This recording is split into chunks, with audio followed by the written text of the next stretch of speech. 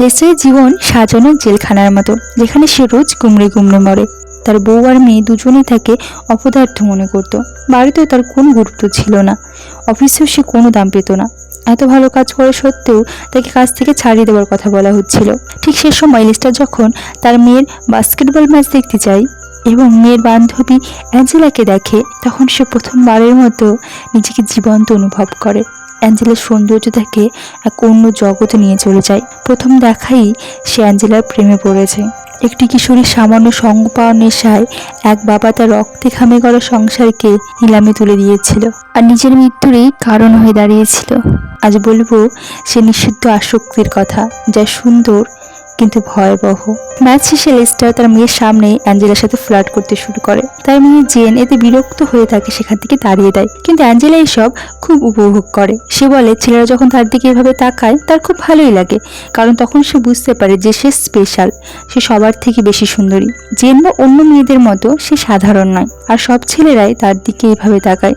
তার এখন অভ্যেস হয়ে গেছে। রাতে শুয়ে শুয়েও সে অ্যাঞ্জেলাকে স্বপ্নে দেখে। অ্যাঞ্জেলার চিন্তায়, তার ভাবনায় সে বিভোর হয়ে থাকে সবসময়। একদিন অ্যাঞ্জেলা জেনের সঙ্গে জেনের বাড়ি যায়, আর লেস্টার অ্যাঞ্জেলার দিকে আসক্তি ভরা চোখে তাকিয়ে থাকে। রাতে যখন অ্যাঞ্জেলার জেন গল্প করে, লেস্টার বাইরে থেকে কান পেতে সব শোনে। অ্যাঞ্জেলা জেনকে বলে যে তার লেস্টারকে পছন্দ হয়েছে, শুধু সে যদি একটু জিম করে নিজের বডি বানিয়ে ফেলে তাহলে সে জেনের বাবার সঙ্গে প্রেম করতে রাজি আছে। এটা শোনার পরে লেস্টার তৎক্ষণাৎ আয়নার সামনে গিয়ে নিজের জামা কাপড় খুলে জিম করতে শুরু করে। সামনের বাড়ি থেকে রিকি তার ক্যামেরায় এগুলো রেকর্ড করতে শুরু করে। রিকি কিছুদিন আগে এখানে তার বাবা মায়ের সঙ্গে শিফট করেছে। তার বাবা একজন কর্নেল। রিকি জেনের সঙ্গে একই স্কুলে পড়ে। ভিডিও রেকর্ড করা তার শখ। সে লুকিয়ে লুকিয়ে জেনকেও রেকর্ড করে। তবে রিকি আর 5টা ছেলের মতো নয়, সে অ্যাঞ্জেলাকে নয়, সে পছন্দ করে জেনকে। অ্যাঞ্জেলা চেষ্টা করে রিকিকে তার দিকে আকৃষ্ট করতে পারে না। জেনের শান্ত নরম সৌন্দর্যে রিকি প্রেমে পড়ে যায়। অ্যাঞ্জেলা তাদের প্রেম ভাঙানোর চেষ্টা করে এই বলে যে রিকি মেন্টালি অসুস্থ, অনেক বছর সে মানসিক হাসপাতালে ছিল। জেন যেন রিকির সঙ্গে কোনো রকম কথা না বলে, কিন্তু জেনও ধীরে ধীরে তার প্রেমে পড়তে শুরু করে। রিকি জেনকে তার রেকর্ড করে সব থেকে সুন্দর ভিডিওটি দেখায়। একটি প্লাস্টিক ব্যাগ ঝড়ের আগের মুহূর্তে হাওয়ায় কিভাবে উড়ে বেড়াচ্ছে। রিকি বলে, যদি দেখার চোখ থাকে তাহলে পৃথিবীর সমস্ত সাধারণ দেখে জিনিসগুলি, যেগুলোকে আমরা সাধারণত এড়িয়ে চলি বা ভয় পাই, তার মধ্যে সব থেকে বেশি সৌন্দর্য রয়েছে। এদিকে লেস্টারের বউ ক্যারোলিন ছিল একজন ব্রোকার, আর কিছু বছর ধরে তার কাজ একদম ভালো যাচ্ছিল না। সে আচার চেষ্টা করেও একটি বাড়ি সেল করতে পারছিল না। একদিন লেস্টার ক্যারোলিনের সঙ্গে ক্যারোলিনের ওয়ার্ক পার্টিতে যায়। ক্যারোলিন বাড়িতে লেস্টারের উপর অনেক হুমড়িদম্বি দেখায়, কিন্তু কাজের জগতে সেও হাঁটতে শুরু করেছে। পার্টিটি ছিল ক্যারোলিনের প্রতিযোগী বাড়ির, যে এই কাজে বেশ ওপরের দরের লোক ছিল। ক্যারোলিন তার সামনে নিজেকে বড় দেখাতে লেস্টারকে বলে লেস্টার যেন তার সঙ্গে এমন ব্যবহার করে যেন তারা খুবই সুখী দম্পতি, আর লেস্টার ক্যারোলিনকে খুব ভালোবাসে। লেস্টার ক্যারোলিনের এইরকম মিথ্যে পারফেক্ট জীবন দেখানোর অভ্যেসের উপর বিরক্ত হয়ে পড়ে, তাই সে অদ্ভুত ব্যবহার করতে শুরু করে। সে তাদের সামনেই জোকারের মতো ব্যবহার করে ক্যারোলিনকে এম্বারেস করার চেষ্টা করে। ওই পার্টিতে লেস্টারের রিকির সঙ্গে দেখা হয়। তারা একসঙ্গে নেশা করে। রিকির সঙ্গে বন্ধুত্ব হবার পর থেকেই রিকির তরুণ্য দেখে লেস্টার নিজের মধ্যে আরো আত্মবিশ্বাস খুঁজে পায়। নিজের যৌবন দিনের কথা মনে করে সে। পরের দিন সে তার বসকে ব্ল্যাকমেল করে এবং সেখান থেকে কাজ ছেড়ে দেয় এবং একটি ফাস্টফুড জয়েন্টে কাজ নেয়। সে তার পূর্ণ জীবনকে তুড়ি মেরে উড়িয়ে দেয়। রাতে খেতে বসে লেস্টার এতদিন পর্যন্ত তার বইয়ের কথা মতোই চলতো। ডিনারের সময় তার বইয়ের পছন্দ মতোই গান বাজতো, বইয়ের পছন্দ মতোই কথা আলোচনা হতো।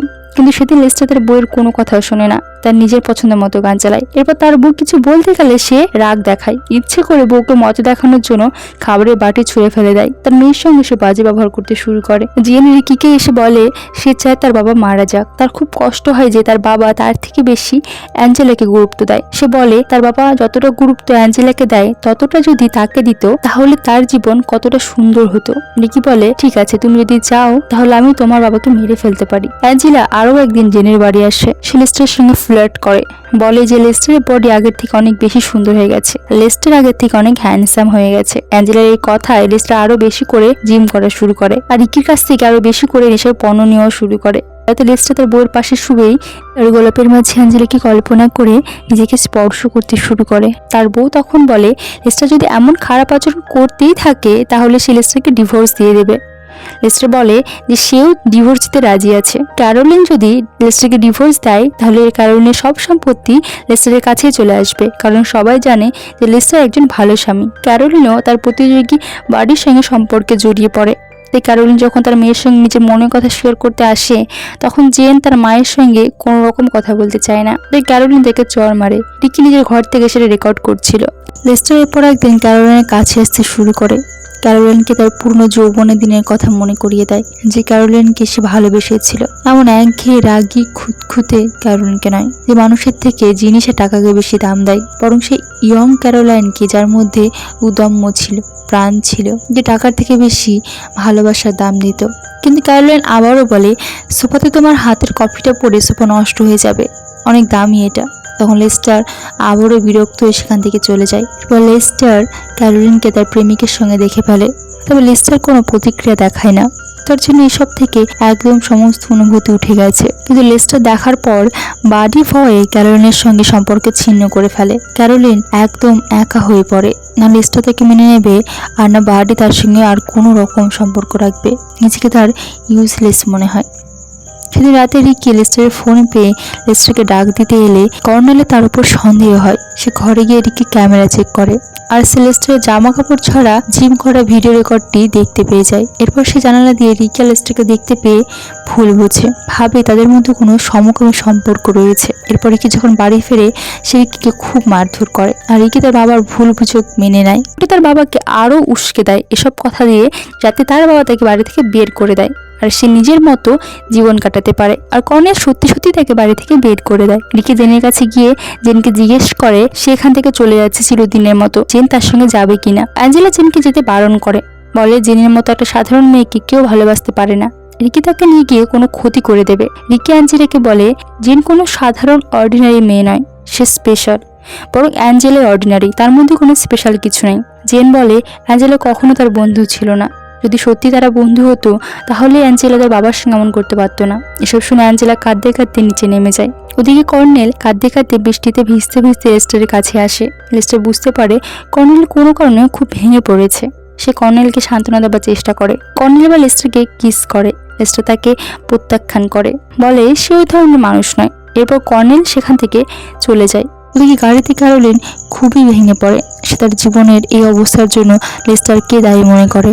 সে মনে করে সে জীবনের কাছে সম্পূর্ণভাবে হেরে গেছে। তার কর্মজীবন উন্নতি নেই, তার স্বামী ভালো না, তাকে ডিভোর্স দিতেও সে পারবে না, আর এখন তো লেস্টার তাকে মেনেও নেবে না, আর বাড়িও তাকে ছেড়ে গেছে।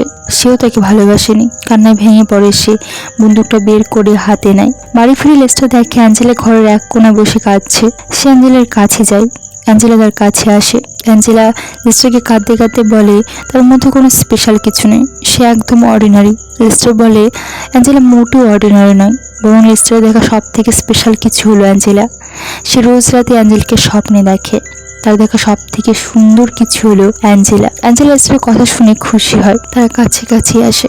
তখন অ্যাঞ্জেলা বলে এর আগে সে কখনো কোনো পুরুষকে স্পর্শ করেনি। প্রথমে লেস্টার তার কথা বিশ্বাস করে না, কিন্তু পরে বুঝতে পারে অ্যাঞ্জেলা সত্যি কথা বলছে। সে অ্যাঞ্জেলাকে আর স্পর্শ করে না, তার মন ভালো করার জন্য তাকে খাবার দেয়। লেস্টার উপলব্ধি করে যে এতক্ষণ সে এক কল্পনা জগতে বাস করছিল। আসলে অ্যাঞ্জেলার মধ্যে সে এক ফ্যান্টাসি খুঁজে পেয়েছিল। এখন সে বুঝতে পেরেছে যে ফ্যান্টাসি সে খুঁজছে তা মিথ্যে। অ্যাঞ্জেলা আসলে ভেতর থেকে তার নিজের মেয়ের মতনই ছোট বাচ্চা। সে নিজের লালসার বাইরে গিয়ে অ্যাঞ্জেলার আসল অস্তিত্ব বুঝতে পারে। অ্যাঞ্জেলা একটি ছোট্ট মেয়ে, একজন মানুষ, কোনো উপভোগ করার বস্তু নয়। সে প্রথমবারের মতো অ্যাঞ্জেলাকে জেনের কথা জিজ্ঞেস করে যে জেন কেমন আছে। সে প্রথমবারের মতো অ্যাঞ্জেলার সঙ্গে সেইভাবে ব্যবহার করে একজন বাবার বয়সী অভিভাবকের কথা বলা উচিত। সে অ্যাঞ্জেলার সঙ্গে তেমন ব্যবহার করা শুরু করে। এরপর সে তার পরিবারের একটি পুরনো ছবির দিকে এক দৃষ্টিতে তাকিয়ে হাসতে থাকে, আর পেছন থেকে কেউ তাকে গুলি মারে। দেওয়াল রক্তে ভিজে যায়। সবাই গানশটের আওয়াজ শুনে একে একে ছুটে আসে। রিকি লেস্টারের মৃতদেহের দিকে তাকিয়ে স্মাইল করে। মৃত্যুর মধ্যেও এক অদ্ভুত সৌন্দর্য খুঁজে পায় সে। আসলে গুলিটা কর্নেল করেছে। কর্নেল নিজের ভেতরে সত্যকে তার সমকামী, যা তিনি লেস্টারের কাছে প্রকাশ করতে গিয়ে প্রত্যাখ্যান হয়েছিলেন, সহ্য করতে পারেননি। সারা জীবন তিনি নিজেকে লুকিয়ে রেখেছিলেন পাপ মনে করে, আর আজ যখন তিনি নিজেকে প্রকাশ করেছিলেন, তিনি নিজের এই সত্যকে মেনে নিতে পারেননি। মৃত্যুর পর লেস্টার বলে যে সবসময় শুনতাম মৃত্যুর শেষ এক সেকেন্ডে নাকি জীবনের সব থেকে সুন্দর মুহূর্তগুলো ভেসে ওঠে। আমারও তাই হয়েছিল। তবে ওই এক সেকেন্ড কোনো স্বল্প সময় নয়, বরং এক যুগ মনে হয়েছিল। আমার ছোটবেলা, কিশোর বয়সে ঘাসের উপর শুয়ে থেকে আকাশ দেখা, আমার ঠাকুমার জড়ো খসখসে হাত, আমার বাড়ির সামনের গাছ, আমার ভালোবাসার কারো লাইন, আর আমার জীবন, আমার মেয়ে জেন, এগুলোই আমার সারা জীবনের খুশির স্মৃতি হিসেবে ভেসে উঠেছিল আমার চোখের সামনে। চাইলেও আমার সাথে যা হয়েছে তার উপর আমি রাগ করতে পারি না, কারণ পৃথিবীতে এত সৌন্দর্য আছে যে রাগ করে থাকা অসম্ভব। হয়তো সারা জীবন আমি সবকিছু একসাথে দেখেছি, তাই বুঝতে পারিনি সেই সৌন্দর্য, কিন্তু এখন বুঝতে পারছি। আর আমার এই ছোট্ট জীবনের উপর কৃতজ্ঞতা ছাড়া আর অন্য কিছু অনুভব করতে পারছি না। আমি জানি তোমরা আমার কথা বুঝতে পারছো না, কিন্তু একদিন পারবে। একদিন তোমাদেরও সময় আসবে, সবারই আসবে। আর এখানে মুভিটি শেষ হয়ে যায়। তো তোমরাই বলো বন্ধুরা, লেস্টার কি আদৌ কোনো খারাপ মানুষ ছিল? আসলে কি তোমাদের মনে হয় জীবনের আসল সুখ ছোট ছোট জিনিসের মধ্যে আছে, যা আমরা রোজ খেয়াল করি না? দেখা হবে পরের ভিডিওতে।